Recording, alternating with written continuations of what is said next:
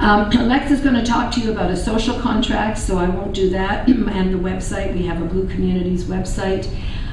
We have a lot of projects that we're thinking through, and this is a kind of an initial stage of this campaign. This isn't a kind of today, you know, we're doing this and you do this, and this. We're trying to get communities around the lakes talking about and thinking about what they can do and how we together can build something, you know, build this movement and where we start. I do think that we need to think about extending our Blue Communities concept, and I'm very excited to tell you that for anybody who doesn't know, Blue Communities is where a municipality votes itself to be a blue community to protect its water, and they agree not to provide bottled water, to keep their water public, not private, and to recognize water as a human right.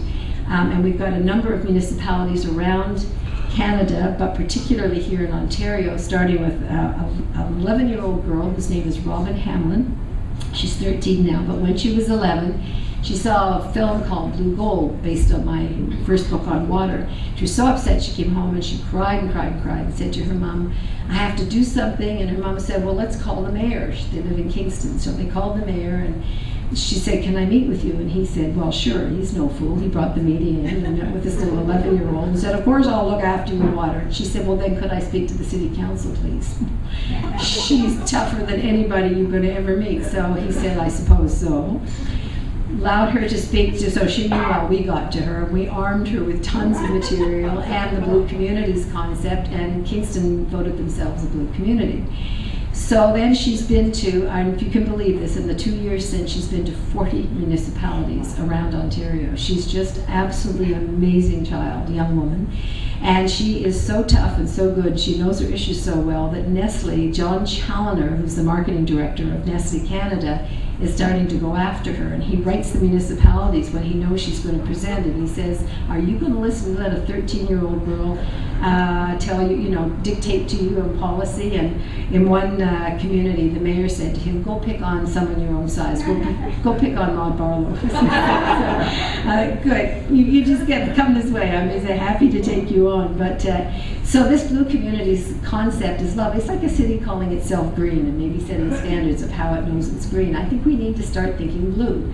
And that blue means public, but it means clean, it means equitably shared, it means that we have to take care of the declining water stocks in our world, and we have to become stewards of that water. So I'm thrilled to the bottom of my toes to tell you that the city of Bern in Switzerland is the first non-Canadian city that's going to become a blue community. So I'm very excited about it, yes. Talking about blue communities around the lakes, and people are loving it. So one of the thoughts that we're having in the last couple of talks with Jim and Eric and Emma and so on is bringing the commons and public trust language into this blue communities concept and really starting to get cities around the lakes to pledge to be a blue community, and now and forever. So I'm going to end this, and I'll be here all afternoon to chat with anyone who wants to chat. I'm very excited about this, and Mark and I were deeply involved in a fight to stop Site 41 up in Georgian Bay, which was a dump site that they were putting in this gorgeous prime farmland on this Allison aquifer that had been tested as the cleanest water anywhere, that had ever been tested at this lab in Germany. So what do you do with it? You just stick a big dump site on it, 4 huge cells, and they've been fighting it for years, and we got very involved in the last summer when it was the first cell was going to be built and the big equipment was coming in, and we worked with wonderful young Native women who set up a peace camp and would just happen to hold prayer vigils, just happened to be in front of the big heavy equipment as it came in the morning and stopped them long enough to hold the whole thing up. It was wonderful. So they started arresting them and arresting elderly farm couples. There was one, she was baking butter tarts for the church bazaar when she got arrested, and she taught all the boys, all the police officers who arrested her. She just wonderful. And she said, if I'm going down, I'm going down for water. But when we all gathered in late August of that summer to vote on to be there for a vote on a moratorium, which we knew if we won that we were going to win forever. City council, the county council, which is made up of the mayors of all these small villages, were split. The one guy, we had our eyes on him, and I say there were 15 or 1600 people there, Mark. It was like wild. People were throwing buns. It was like odd democracy, right? He gets up to speak, and he's from Tiny Township. The big mayor, big guy, big mayor of Tiny Township gets up to speak, and he was a tough guy. He wanted Site 41 because they were going to make money from it, because businesses from other communities are going to come in and pay to use it. And he fought those protesters, and he was so proud of fighting them, and he was going to come and vote against this stupid moratorium. So we all sat there when he stood up and thought, oh, depending on how eloquent he is, he's going to pull people one way or the other. Gets up and starts to weep, literally openly cry, and says, when I got up this morning, I was all ready for battle. I was going to come in and vote against this moratorium. I was still supporting Site 41.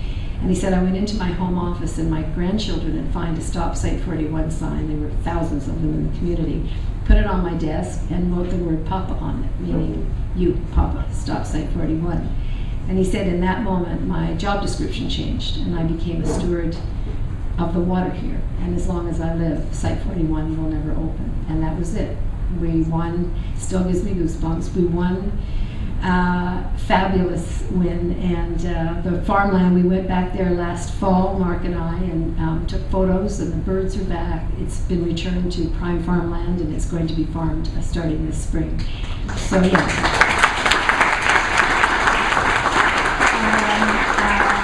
Here all day, delighted to talk to you. Just let me end by saying the Great Lakes really need great friends right now, and we're it. This is our job, this is our task, and we have to be up to it. It's going to take a lot of work to do it, but then what else have we got to do? Thank you so much.